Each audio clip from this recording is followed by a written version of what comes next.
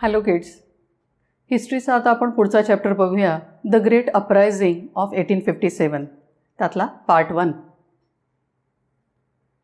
The British arrived with the purpose of trading, took advantage of the situation, assumed the power and began to administer the country.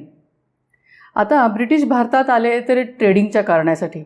नंतर त्यांनी काय केलं, इथले जी परिस्थिती होती, situation होती, त्याचा ॲडव्हान्टेज घेतला आणि सत्ता मिळवली आणि भारतावर राज्य करायला सुरुवात केली. They devised various policies to fill the coffer of the company at the expenses of the Indians. आता त्याने वेगवेगळ्या पॉलिसीज ज्या डिव्हाइस केल्या आणि कंपनीचा खजिना भारतीयांना वापरून भरून घेतला.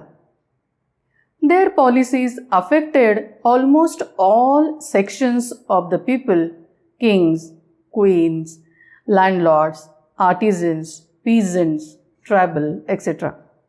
आणि त्यांच्या ह्या पॉलिसीतनी समाजातल्या सगळ्या स्तरातल्या लोकांवर एक वेगळाच परिणाम केला. मग त्याच्यात राजे होते, राण्या होत्या, लँडलॉर्ड्स होते म्हणजे जमीनदार होते, आर्टिजन्स कारागीर होते, पीजंट शेतकरी होते, ट्रायबल्स म्हणजे आदिवासी लोक होती, इतके सगळ्या गोष्टी होत्या.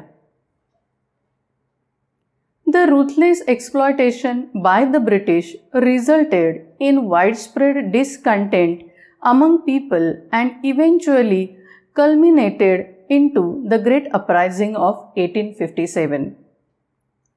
ब्रिटिशांच्या या रूथलेस म्हणजे क्रूर असं जे एक्सप्लॉयटेशन होतं, त्यामुळं लोकांच्या मनात खूप मोठ्या प्रमाणात असंतोष निर्माण झाला आणि शेवटी त्याचा परिणाम ह्या 1857च्या ग्रेट अपरायझिंग म्हणजे जे बंड झालं त्याच्यामध्ये झाला. However, there had been a number of uprising against the British in past. आतापर्यंत काय होतं, भूतकाळामध्ये बरेचसे असे अपरायझिंग ब्रिटिशांच्या विरोधात होऊन गेलेले होते, which remain localized and poorly organized. पण ते ठराविक ठिकाणापुरतेच होते आणि त्यांचं ऑर्गनायझेशन काही प्रॉपर नव्हतं. आता काही केस स्टडी बघूया. त्याच्यामध्ये खुर्दा अपरायझिंग हे पहिलं आहे. A small kingdom known as Khurda was founded in the late 16th century. 16व्या शतकाच्या शेवटी खुर्दा नावाचं एक छोटंसं किंगडम स्थापन झालं होतं. It was well cultivated and populous territory located in the south eastern part of Odisha. आणि हे ओडिसाच्या साऊथ ईस्टर्न पार्टमध्ये वेल कल्टिवेटेड होतं आणि अत्यंत लोकप्रिय पण होतं. It comprises of 150 garhs means foods, 60 large as well as 1109 small villages. आणि त्यात होतं काय काय, 150 किल्ले होते, 60 मोठी आणि 1109 छोटी गावं होती. In the past, Bir Kishore Dev, the king of Khurda, was compelled to surrender his position of Parganas, the administration of 14 Garjats म्हणजे princely states, and the superintendence of Jagannath temple to Marathas. पूर्वी हा खुर्द राजा जो होता बीर किशोर देव, त्याला त्याच्या परगण्यावरचा ताबा 14 princely states आणि जगन्नाथ टेम्पलची देखरेख मराठ्यांना देण्याची सक्ती करण्यात आली होती. Mukunda Deva two, son and the successor of king Bir Kishore Deva, was very disturb with this loss. आणि हा जो लॉस होता त्याच्यामुळं हा मुकुंदा देव टू ह्या बीर किशोर देवचा मुलगा पण होता आणि त्याचा सक्सेसर होता, त्यामुळं तो खूप डिस्टर्ब झाला होता. He took the advantage of Anglo-Maratha conflict and entered into negotiations with the British seeking their help. त्यांनी काय केलं, अँग्लो-मराठा कॉन्फ्लिक्ट जी झाली त्याचा फायदा घेतला आणि ब्रिटिशांबरोबर मदतीसाठी वाटाघाटी म्हणजे निगोसिएशन्सला सुरुवात केली. The British occupied Odisha in 1803 and showed no inclination to help him in any way.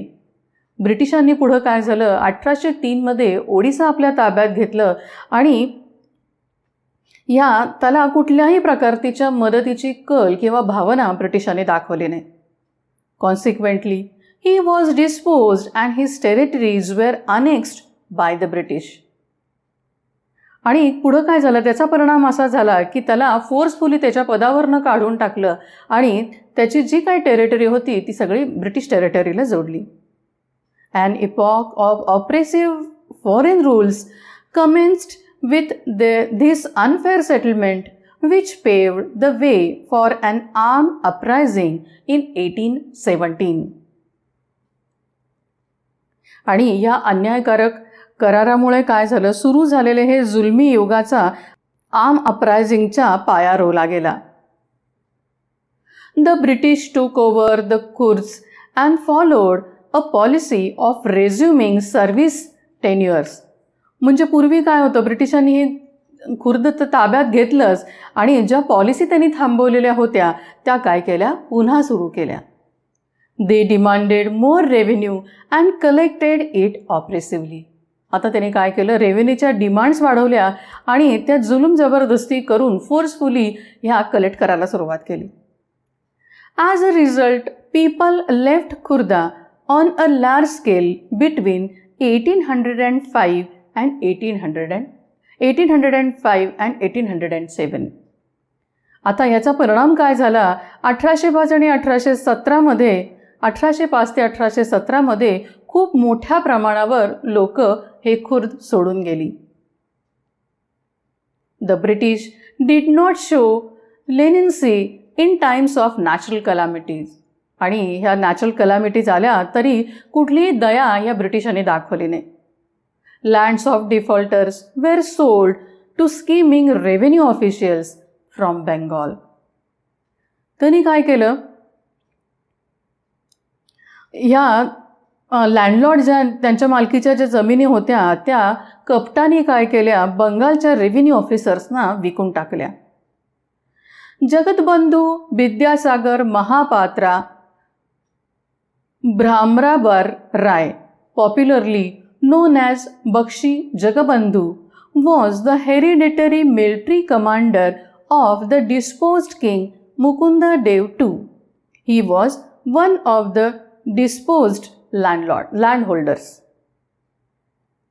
जगबंधू Vidyasagar Mahapatra भ्रामराबर Rai यांना बक्षी जगबंधू म्हणून ओळखलं जात होतं. ते काय होते, हे मुकुंद देव II होते ना, ज्यांना हे राजपदावरनं ब्रिटिशांनी काढून टाकलेलं होतं, त्यांचे हेरिडिटरी मिलिटरी कमांडर होते आणि त्यांच्या जमिनीची विल्हेवाटसुद्धा काय केली, इंग्रजांनी अशीच लावली होती. He was reduced to beggary and had to survive on the voluntary contributions made by the people of Khurda.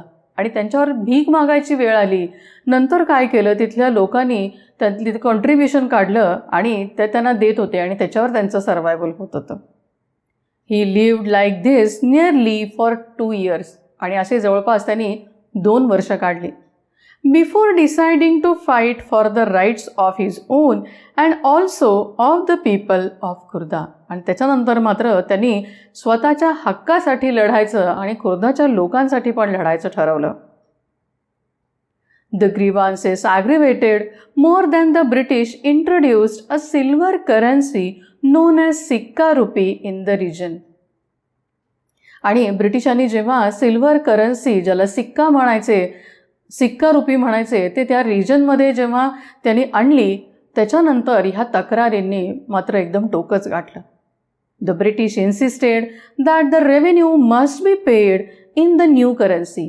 आणि ब्रिटिश आता सारखे इन्सिस्ट करायला लागले की ही जी नवीन करन्सी आहे त्याच्यामध्येच लोकांनी रेव्हेन्यू दिला पाहिजे. The prices of salt and food stuff increase unprecedentedly. म्हणजे आत्तापर्यंत कधीही वाढल्या नव्हत्या एवढ्या हे मीठ आणि जे अन्नधान्य होतं त्यांच्या किमती वाढल्या. The traditional salt makers of Odisha were deprived of making salt due to the introduction of salt monopoly by the British. आता ब्रिटिशांच्या या सॉल्ट मोनोपोलीमुळे झालं काय की ओडिसातले ट्रॅडिशनल सॉल्ट मेकर जे होते त्यांना ह्या सॉल्ट बनवण्यापासून वंचित ठेवण्यात आलं, मागे ठेवण्यात आलं. Hence the prices became far-fetched. त्यामुळं काय झालं, या किमती विश्वास बसणार नाही एवढ्या प्रमाणात वाढल्या. The auction of local estates in Calcutta brought in absentee landlords from Bengal to Odisha. आणि त्यामुळं काय झालं, हे कलकत्त्यातले जे लोकल इस्टेट्स ब्रिटिशांनी ऑक्शन करून म्हणजे लिलावात काढल्यामुळे तिथले लँडलॉर्ड हे बंगालमधून नंतर ओरिसात शिफ्ट झाले. The corrupt and insensitive police system worsened the situation for the armed uprising to take a drastic shape. आता करप्ट आणि इनसेन्सिटिव्ह पोलीस सिस्टीम जी होती त्यामुळं काय झालं, ही सिच्युएशन खूपच खराब झाली आणि आर्म अपरायझिंगने एक ड्रास्टिक शेप घेतला. On 29th March 1817, the uprising set off when the Pike not only attacked the police station but also various government establishments at Banpur. 29 March 1817ला या अपरायझिंगला सुरुवात झाली, जेव्हा पाईक होते त्यांनी काय केलं, बनपूरचं पोलीस स्टेशन आणि बऱ्याच गव्हर्नमेंट एस्टॅब्लिशमेंटवर हल्ले केले. More than 100 men were killed in this attack. आणि या अटॅकमध्ये जवळपास 100 माणसं मारली गेली. The Pikes took away a large sum of government money. आणि या पाईकाने काय केलं, गव्हर्नमेंटचा मोठ्या प्रमाणात पैसा आपल्या ताब्यात घेतला. Khurda became an epicenter of the uprising, but its ripples soon spread to the different direction. म्हणजे आता खुर्दा हे काय झालं, अपरायझिंगचं एक एपिसेंटर म्हणजे मुख्य केंद्र बनलं आणि त्याच्या वेव्ज ह्या सगळ्या डिरेक्शनला गेल्या. The paiks were join by the ryots and zamindars. आता ह्या पाईकना हे रयत आणि जमीनदार सुद्धा जॉईन झाले. A no rent campaign was initiated. आणि तिथून पुढे नो रेंट कॅम्पेनला सुरुवात झाली. On 14th April 1817, Bakshi Jagabandhu seized Puri with the support of Pikes and Kandha tribe. 14 April 1817ला या बक्षी जगबंधूंनी काय केलं, पुरी आपल्या ताब्यात घेतलं आणि त्यांच्या मदतीला तेव्हा होते हे पाईक आणि कंद ट्राईब म्हणजे हे आदिवासी लोक. Mukunda Deva two was declared as their ruler. आणि त्यांचा रूलर म्हणून या मुकुंदा देव टूना डिक्लेअर केलं. The priests of Jagannath temple also extended their full support to the Pikes. आता या जगन्नाथ टेम्पलचे जे पुजारी होते त्यांनी सुद्धा या पाईक्सना खूप चांगला सपोर्ट केला. The British declared martial law as they realized that the situation was going out of hand. आणि परिस्थिती हाताबाहेर जातीये हे लक्षात आल्यावर ब्रिटिशांनी मार्शल लॉ डिक्लेअर केला, म्हणजे सगळं काही लष्कराच्या ताब्यात गेलं. The king was captured and imprison in Cuttack with his son. आता या राजाला काय केलं गेलं, अटक केली गेली आणि त्यांना कटकमध्ये ठेवण्यात आलं त्यांच्या मुलाबरोबर. The uprising spread to the southern and northern western part of Odisha. आणि हे अपरायझिंग आता साऊदर्न आणि नॉर्दर्न वेस्टर्न ओडिसा जो पार्ट होता तिथं स्प्रेड झालं.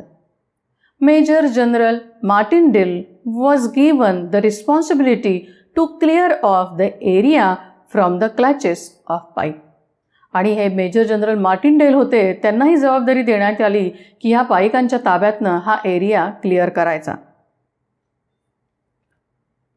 Rewards were announced for the arrest of Bakshi Jagabandhu and his associates.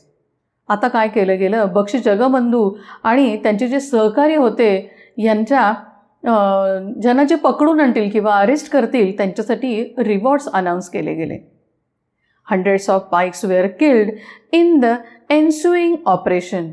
Many of them fled to the jungles, whereas some returned home under the scheme of amnesty. आता ह्याच्यात शेकडो पाईक ह्या ऑपरेशनमध्ये मारले गेले. काही जंगलामध्ये पळून गेले, तर काही जणांना काय केलं, शरणागती पत्करली आणि ते त्यांच्या घरी आले. The uprising was mostly controlled by May 1817 आणि साधारण मे 1817च्या दरम्यान हे अपरायझिंग आहे ते पूर्ण कंट्रोलमध्ये आलं. Outside Khurda, Bakshi Jagabandhu continued the uprising with the help of supporters such as the local Pikes and the king of Kujung until his surrender in May 1825. Bakshi जगबंधूने काय केलं, हे अपरायझिंग त्यांचे जे लॉयल पाईक होते आणि राजा कुजुंग यांच्या मदतीने शरण जाईपर्यंत म्हणजे मे 1825 पर्यंत चालू ठेवलं. Hereafter, the British adopted the policy of leniency, indulgence and forbearance towards the people of Khurda. यानंतर मात्र ब्रिटिशांनी ह्या खुर्दाच्या लोकांबाबत दया, संयम आणि स्वतःला जे हवं ती करण्याची पॉलिसी अडॉप्ट केली. Britishers not only reduced the price of salt but also brought necessary reforms in the police and justice system. आता ब्रिटिशांनी हे जी मिठांच्या किमती होत्या त्या तर कमी केल्याच, पण त्याच्याबरोबर पोलीस आणि जस्टिस सिस्टीम म्हणजे न्याय व्यवस्थेमध्ये बरेचसे बदल केले. Corrupt revenue officials were dismissed from the service. आता जे करप्ट रेव्हेन्यू ऑफिशियल्स होते त्यांना नोकरीवरनं काढून टाकण्यात आलं. The former land holders were restored to their lands. आणि पूर्वीचे जमीनदार होते त्यांना त्यांच्या जमिनी काय केल्या, परत दिल्या. Ramachandra Deva III, son of the king of Khurda, was allowed to shift to Puri. आता हे किंग खुर्दाचा जो मुलगा होता रामचंद्र देव III, त्याला आता पुरीला शिफ्ट केलं गेलं. He was given the charge of the affairs of the Jagannath temple with the Grant of ₹24,000. आणि त्याला जगन्नाथ टेम्पलचा जो काही व्यवहार बघायचा त्याच्यासाठी ₹24,000 ग्रांट म्हणजे अनुदान दिलं गेलं. The Khurda uprising was one of the uprisings that had far reaching consequences on the future of British administration in the western part of India. आता खुर्दा अपरायझिंग हे भारताच्या ईस्टर्न पार्टमध्ये ब्रिटिशांच्या ॲडमिनिस्ट्रेटरवर त्याने दूरवर परिणाम केले. Here are some more causes that work together to produce the great uprising of 1857. आता इथून पुढं आपण या 1857चे जे ग्रेट अपरायझिंग म्हणजे जे बंड झालं त्याच्यासाठी जी ज्या गोष्टी कारणीभूत ठरल्या त्या आता आपण बघूया. आता ही कारणं कुठली कुठली होती. Causes of the great uprising of 1857. Discontent among the ruling families, resentment among peasants and artisans, Indian response to the reforms, discontent among sepoys and immediate cause. ह्या ज्या गोष्टी होत्या ह्या सगळ्या ह्या ग्रेट अपरायझिंग होण्यासाठी कारणीभूत ठरल्या. आता एक एक आपण बघूया. त्यातलं पहिलं discontent among the ruling families. म्हणजे ह्या रुलिंग फॅमिलीजमध्ये जो असंतोष पसरला त्याची कारणं काय काय होती बघूया. The British policies such as subsidiary alliance, doctrine of labs angered many Indian rulers and chiefs as they lost their power and honor.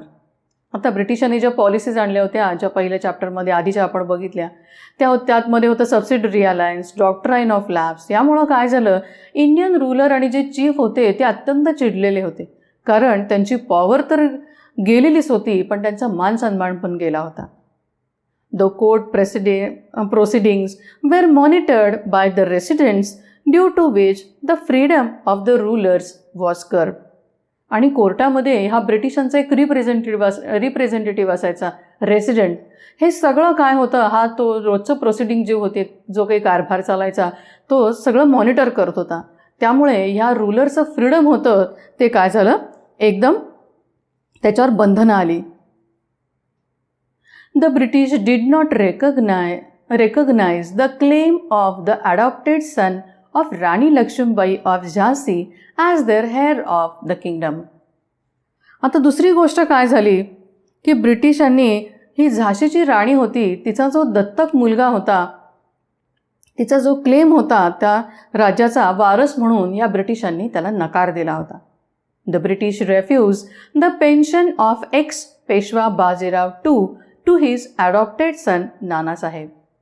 दुसरी अजून काय गोष्ट घडली, जो पेशवा बाजीराव होता, त्याचा जो दत्तक मुलगा होता नानासाहेब, त्याला सुद्धा ब्रिटिशांनी ही पेन्शन नाकारली. In 1801, a subsidiary alliance was imposed on Awadh. आता 1801 मध्ये अवधवरती हा सबसिडरी अलायन्स इम्पोज केला गेला. Finally, in 1856, Lord Dalhousie annexed the kingdom of Awadh on the pretext of misgovernment and declared the British rule was needed for proper administration. आणि शेवटी काय झालं, हे 1856 मध्ये हे जे लॉर्ड डलहौसी होते त्यांनी काय केलं, अवध किंगडम हे मिसगव्हर्नमेंट आहे तिथं आणि तिथला योग्य कारभार करायला ब्रिटिश रूल कसा गरजेचा आहे हे दाखवलं आणि हे अवध ब्रिटिशांच्या राज्याला जोडलं. The dethronement of Nawab Wajid Ali Shah infuriated the company sepoy as most of them came from Awadh. आता ह्या नवाब वाजिद अली शाह जे होते त्यांना त्यांच्या पदावरनं काढून टाकलं आणि त्याची सगळ्यात मोठी चीड कुठे झाली तर ह्या कंपनीच्या शिपायांमध्ये, कारण का सगळ्यात जास्त शिपाई ह्या अवधचे होते. The wave of resentment and अँगर was sent throughout the country when Lord Dalhousie declared that after the death of Mughal ruler Bahadur Shah Zafar, his family would be shifted from their residence of the Red Fort. ही संतापाची आणि चिडीची लाट पसरण्याचं कारण काय होतं तर Lord डलहौसीनी declare काय केलं की मुघल रुलर बहादूर शाह जफर याची डेथ झाली की त्याची फॅमिली ते जे पूर्वी राहत होते रेड फोर्टमधनं तिथून त्यांना शिफ्ट करण्यात येईल. In 1856, Governor General Lord Canning announced that Bahadur Shah Zafar would be the last Mughal ruler and after his death, his descendants would no longer be recognized as kings. Instead, they would be just called princes. आता 1856 मध्ये ह्या कारणाला भर घालण्याचे अजून एक कारण काय होतं, गव्हर्नर जनरल लॉर्ड कनिंग जे होते त्यांनी काय अनाऊन्स केलं की बहादूर शाह जफर हा सगळ्यात शेवटचा मुघल रुलर असेल आणि त्याच्या डेथ नंतर त्याची मुलं ही तिथले राजे म्हणून ओळखले जाणार नाही तर फक्त प्रिन्स म्हणून ओळखले जातील. Thus, gradually, all the powers of the kings and nawabs were taken over by the company, which led them to oppose the British. आणि ही जी सगळ्या राजांची आणि नवाबांची जी पॉवर यांनी काढून घेतली त्यामुळं कंपनीच्या विरोधात जायला लोकांना भाग पाडलं त्यांनी. The British. आता दुसरं, resentment among the peasants and आर्टिझन्स. आता या शेतकऱ्यांमध्ये आणि जे कारागीर होते त्यांच्यामध्ये असंतोष का पसरला. The British policy of economic exploitation of India was another important cause which affected all sections of the society. आता ब्रिटिशांनी इंडियात जी इकॉनॉमिक एक्सप्लॉयटेशनची पॉलिसी राबवली त्याचा इफेक्ट सोसायटीतल्या सगळ्या सेक्शन्सवरती झाला. The peasants and zamindars resented to the high revenue demands and the various methods of revenue settlement. आता हे पीझंट आणि जे जमीनदार होते त्यांचं काय झालं, या त्यांच्या वाढणाऱ्या रेव्हेन्यू डिमांड आणि ज्या रेव्हेन्यू सेटलमेंटच्या वेगळ्या मेथडमुळं ही लोकं आधीच चिडली होती. The peasants and zamindars were exploited by the money lenders who confiscated their land for failure to pay back their loans. आता हे पीझंट्स आणि जमीनदार होते ह्या मनी लेंडर करून म्हणजे या सावकाराकडून आधीच एक्सप्लॉइट केले जात होते आणि त्यांनी हे लोन परत केलं नाही म्हणून त्यांच्या जमिनी त्यांनी जप्तही केलेल्या होत्या. One result of the British economic policy was commercialization of agriculture. आता ब्रिटिशांच्या ही इकॉनॉमिक पॉलिसीचा अजून एक रिझल्ट काय असेल तर या ॲग्रिकल्चरचा commercialisation. The British laid more emphasis on commercial crops such as indigo, due to which the self-sufficient economy was destroyed. ब्रिटिशांनी आता काय केलं, ही कमर्शियल क्रॉप्स आहेत इंडिगोसारखी हीच पुन्हा पुन्हा काढायला सुरुवात केली. त्यामुळं रोज खायचं जे अन्नधान्य होतं, ती जी सेल्फ सफिशियंट इकॉनॉमी होती ती सगळी काय झाली, पूर्ण डिस्ट्रॉय झाली. They also discourage Indian handicrafts. आणि भारतातले जे कारागीर होते त्यांना सुद्धा त्यांनी काय केलं, डिस्करेज केलं. They sought Indian market for the cheap British manufacture goods. आणि ह्या चीप ब्रिटिश वस्तूंसाठी त्यांनी भारतीय मार्केट शोधलं. The result in a large flow of British machine made goods which in turn made the Indian handmade good uneconomical to produce. आता याचा result असा झाला की ब्रिटिशांनी जी मशीन मेड वस्तू मोठ्या प्रमाणात आणल्या त्याच्या बदल्यात भारतीय वस्तूंना तेवढी किंमत बाजारात मिळेना. द इंडियन्स वर डिप्राइव्ड ऑफ देअर लाईव्हलीहूड. आता भारतीयांना जगायला आवश्यक गोष्टी जसं अन्न, पैसा हे काही मिळेच ना. Thus artisans and craft persons were ruined and were force to look for the alternate source of income. आता या आर्टिझनना आणि क्राफ्ट्समनना काय झालं, त्यांची व्हॅल्यू ह्याच्यातली पूर्ण संपून गेली. त्यामुळं पैसा मिळवण्यासाठी त्यांना दुसरा कुठला तरी सोर्स हा बळजबरीने शोधावा लागला. The displacement of the Indian rulers increase miseries of the people as many of them lived on the royal patronage offered to them. आता राजानं त्यांच्या पदावरनं काढून टाकलं त्यामुळं काय झालं, त्यांच्या दरबारात बऱ्याच लोकांनी आश्रय घेतला होता आणि या लोकांच्या दुःखात अजूनच भर पडली. Corruption and unresponsive administration and the new economic policies affected all the zamindars, peasants, artisans, etc. as a large number of them reduced to abject poverty. आता हे करप्शन म्हणजे भ्रष्टाचार आणि बेजबाबदार शासन ॲडमिनिस्ट्रेशन जे होतं आणि या नवीन इकॉनॉमिक पॉलिसीज यामुळं काय काय झालं, हे जमीनदार होते, पीजंट्स म्हणजे शेतकरी होते, आर्टिझन्स कलाकार होते, हे काय झाले, ह्याचा परिणाम या लोकांवर इतका झाला की त्यांना कमालीचं दारिद्र्य आलं, म्हणजे प्रचंड गरिबी आली. ॲब्जेक्ट पॉवर्टी म्हणलंय बघा इथे. आता तिसरं reason, Indian response to reforms. The Indian subject was born out of the fear that the company rule endangered their religion. भारतीयांच्या मनात एका गोष्टीची भीती निर्माण झाली होती की हा कंपनीचा जो रूल आहे तो त्यांचा धर्म हा काय करणार, धोक्यात आणणार. The charter act of 1813 permitted Christian missionaries to come to India under the license to carry out proselytizing activities. आता हा चार्टर ॲक्ट जो होता 1813चा त्यांनी काय केलं, ख्रिश्चन मिशनरीजना भारतात याची परमिशन पण दिली आणि त्यांच्या काही धर्म परिवर्तन करण्याच्या ॲक्टिव्हिटीज त्याच्यासाठी सुद्धा त्यांना लायसन्स दिलं. They were granted permission to function freely and even allow to own land. आता काय झालं, यांना त्यांचं काम करण्याची फ्री संधी तर दिलीच, पण त्यांना काही जमिनी स्वतःच्या घेण्याची सुद्धा परमिशन मिळाली. The suspicion strengthen when police protection was given to missionaries. आता हा संशय बळकट होण्याचं महत्त्वाचं कारण काय झालं, तर ह्या मिशनरीजना पोलीस प्रोटेक्शन देण्यात आलं. In 1850, new law was passed by the government which enabled to convert a Christianity to inherit the property of his ancestors.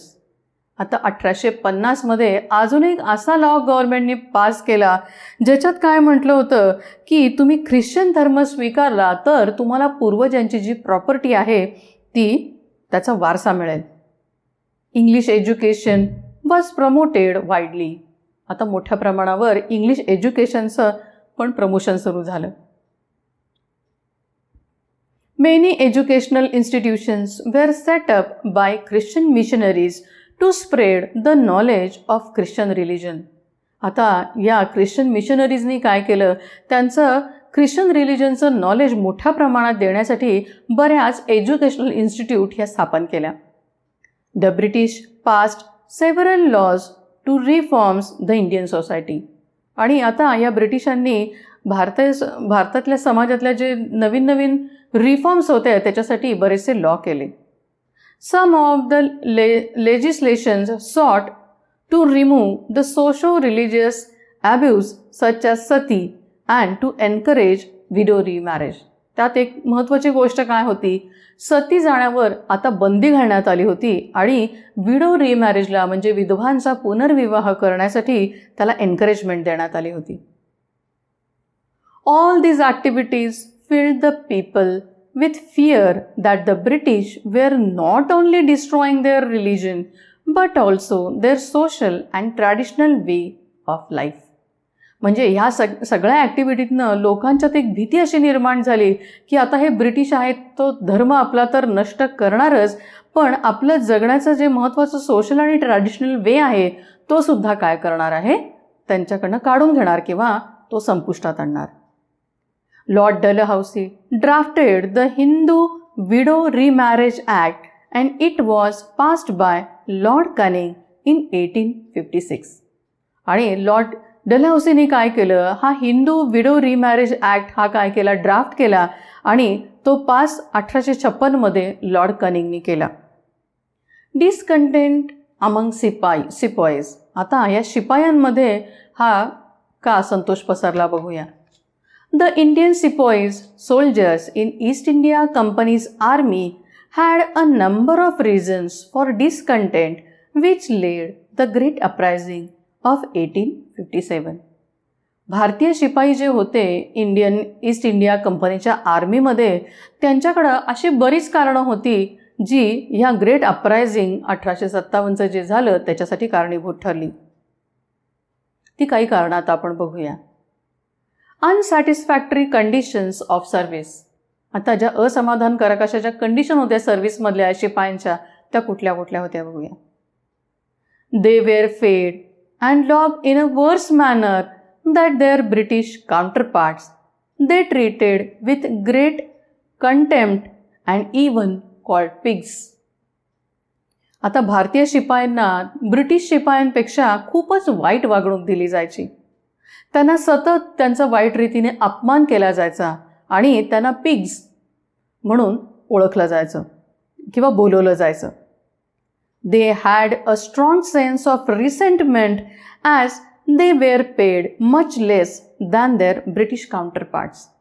आणि सगळ्या त्यांना रागाचं मुख्य कारण काय होतं तर ब्रिटिश सोल्जर्स होते की नाही, त्यांना जास्त पेमेंट दिलं जायचं, त्या मानाने भारतीयांना खूपच कमी पेमेंट दिलं जायचं.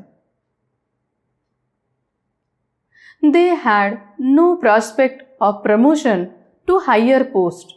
आणि हायर पोस्टसाठी त्यांना प्रमोशन देण्यासाठी कुठलीच आशा नव्हती. This discontent was aggravated by the non-payment of full भत्ता. आणि अजून असंतोषाचं महत्त्वाचं कारण काय होतं की हा जो फुल भत्ता होता हा त्यांना दिलाच गेला नाही. हा कशासाठी दिला जायचा तर additional or special allowance paid for fighting wars in distant places or outside India, for example serving in Sindh or Punjab. तेव्हा काय व्हायचं की दूरवरच्या भागामध्ये किंवा भारताच्या बाहेर जर तुम्ही लढाईसाठी गेला तर ॲडिशनल स्पेशल अलाउन्स मिळायचा. जसं सिंध आणि पंजाब इथं गेलं तर स्पेशल अलाउन्स मिळायचा आणि हा अलाउन्स त्यांना काय केला गेला, दिलाच गेला नाही. सम rulers violated their religious belief. आता हे जे काही रूल्स होते ना, हे रिलिजियस बिलीफ त्यांचं व्हायोलेट करेल असे होते. कुठले होते In those days, crossing the sea was prohibited by religion. पूर्वी त्या काळात काय होतं की तुम्ही समुद्रापलीकडे गेलात की तुमचा धर्म भ्रष्ट होणार, त्याच्यावर म्हणून त्यांच्या धर्माने त्यांना बंदी घातली होती. Many people believed that the travel across the sea would lead the loss of their religion. आणि खूप लोकांचा असा विश्वास होता की ते समुद्रापार त्यांनी जर ट्रॅव्हल केलं तर ते काय होणार, त्यांचा धर्म आहे तो काय होणार, लॉस होणार. They refused to follow the order when they were told to go Rangoon Myanmar. आणि जेव्हा त्यांना रंगूनला म्यानमारला पाठवण्यात आलं तेव्हा मात्र ह्या शिपायांनी त्याला नकार दिला. They agreed to go by the land route. They were severely punished. पण त्यांनी काय केलं, लँड रूटनी जायला ते तयार झाले, परंतु त्यांना सिव्हिअर पनिशमेंट दिल्या गेल्या, शिक्षा दिल्या गेल्या. As per the General Service Enlistment Act 1856, all future recruitments in the company army had to serve overseas if required. आणि तेव्हा काय झालं, 1856 मध्ये एक जनरल सर्व्हिस एनलिस्टमेंट ॲक्ट केला गेला. त्याच्याप्रमाणे काय, कंपनीच्या आर्मीच्या भविष्यातल्या ज्या रिक्रुटमेंट होत्या, जी भरती होती, त्या सगळ्या गरज पडली तर ओव्हरसीज म्हणजे समुद्रापलीकडे होत्या. It hurt the religious sentiments of the sepoys. आणि ह्या शिपायांच्या त्यामुळं धार्मिक भावना होत्या त्या काय गेल्या, दुखावल्या गेल्या. त्याला अजून एक कारण होतं, अनेक्सेशन ऑफ अवध. अवधचं अनेक्सेशन केलं गेलं म्हणजे ब्रिटिशांना जोडलं गेलं. Most of the company sepoys belong to Awadh. आता कंपनीतले जे शिपाई होते ते जास्त करून अवधचे होते. They felt shocked and angry and did not like that it come under the rule of British. आता अवध हे ब्रिटिशांच्या ताब्यात गेलं त्यामुळे त्यांना पहिल्यांदा शॉक तर बसलाच आणि ते चिडले, कारण त्यांना ही गोष्ट आवडली नव्हती. Many sepoys came from the families of the peasants living in the village due to which the अँगर स्प्रेड अमंग द सिपॉईज. आता यातले बरेचसे शिपाई जे होते हे पीझंट्सच्या फॅमिलीतले होते आणि ते खेडेगावात राहत होते, त्यामुळं हा राग होता शिपायांमधला हा जास्त प्रमाणात पसरला गेला. आता इमिजिएट कॉज कुठलं झालं बघूया. The discontent and resentment needed a spark to ignite the situation. आता लोकांच्या मनातला असंतोष आणि चीड पेटायला एका स्पार्कची गरज होती. The greased cartridges provide the spark that turn it into the conflagration. आता हा वणवा पेटायला कारणीभूत ठरली ती greased cartridges. British government decided to replace the old fashion musket by the new Enfield rifle. आता ब्रिटिशांनी काय केलं, पूर्वी जी चापाची बंदूक होती ती बदलून नवीन एनफिल्ड रायफल त्याला रिप्लेस करायचं ठरवलं. It needed a special type of cartridge which was covered with grease paper. आणि ही जी स्पेशल टाईपची जी कार्ट्रिजेस लागायची ती ग्रीस पेपरनी कव्हर केलेली असायची. The paper had to be bitten off before loading the cartridge into rifle. आता ही कार्ट्रिज रायफलमध्ये लोड करण्याच्या आधी काय करायला लागायचं, दाताने चावून काढायला लागायची. The grease used in the paper content beef and pig fat. आता हे सगळ्यात महत्त्वाचं कारण ठरलं. ह्या पेपरला लावणारे जे ग्रीस होतं ते बीफ म्हणजे गाईचं जे मांस होतं त्याच्यापासनं आणि पिगचं पासनं बनवलं जायचं. Hindu and Muslim sepoys decline to use the greased cartridge as this would violate the religious injunctions of both the communities. आणि हिंदू आणि मुस्लिम शिपायांनी हे ग्रीस कार्ट्रिज वापरायला नकार दिला, कारण त्यामुळे दोन्हीही कम्युनिटीच्या धर्माचा हुकूम व्हायोलेट केल्यासारखं होत होतं. They believe that the government was purposely trying to obliterate their religion. आणि आता त्यांचा विश्वासच बसला की हे जे गव्हर्नमेंट आहे ते त्यांचा धर्म नष्ट करण्यासाठी हे मुद्दामून करत आहे. This incident exploited the spark and became the immediate cause of the great uprising 1857. आता ह्या कारणामुळे ह्या ठिणगीचा काय झाला, मोठा स्फोट झाला आणि 1857चं जे ग्रेट अपरायझिंग होतं त्याचं हे इमिजिएट कारण बनलं. इथं आपला काय झाला, हा पार्ट पहिला संपला. ह्याच्यात ग्रेट अपरायझिंगची रिझन्स काय होती, त्याच्यानंतर त्या खुर्दा अपरायझिंगची केस स्टडी होती आणि ही कशी घटना घडत गेल्या ते आपण बघितल्या. आता इथून पुढे आपण काय बघणार आहे, हा आउटब्रेक कसा झाला आणि त्याच्यानंतरचे इफेक्ट काय झाले हे पार्ट 2 मध्ये आपण बघणार आहे. इथे हा आपला पार्ट 1 संपला. हा व्हिडिओ पुन्हा एकदा बघा. आपल्या ॲप आणि वेब पोर्टलवरती हा व्हिडिओ, PPT, त्याच्यानंतर वर्कशीट आणि क्विज हे आहेच. So here ends part 1, the great uprising of 1857. Thank you.